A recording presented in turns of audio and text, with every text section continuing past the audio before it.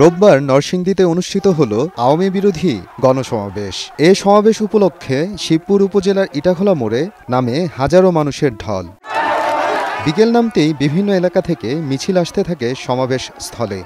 স্লোগানে মুখরিত হয়ে ওঠে বিশাল ময়দান। সমাবেশে সভাপতিত্ব করেন উপজেলা বিএনপির সহসভাপতি আবু তাহের খন্দকার। প্রধান অতিথি ছিলেন শিবপুর উপজেলা বিএনপির সভাপতি ও নরসিংদী ৩ আসনের মনোনয়ন প্রত্যাশী আবুল হারিস রিকাবদার এবং প্রধান বক্তা ছিলেন বিএনপির জাতীয় নির্বাহী কমিটির সদস্য আকরামুল হাসান মিন্টু। গণসমাবেশে উপজেলা বিএনপি এবং অঙ্গ সংগঠনের নেতাকর্মীরা উপস্থিত ছিলেন।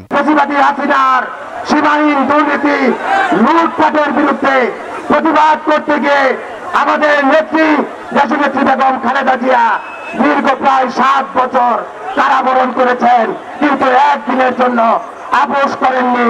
মানুষের অধিকার আদায় করেই উনি ওনার বিজয় ছিনিয়ে এনেছেন। ফ্যাসিবাদের বিচার হবে এবং আজকে আগামী নির্বাচনে আমরা যেন সকলে মিলে আমাদের দলীয় প্রার্থীকে পাশ করিয়ে শিবপুরে আবার ধানের শীষের বিজয় এবং জয় জয়কার ছিনিয়ে আনতে পারি।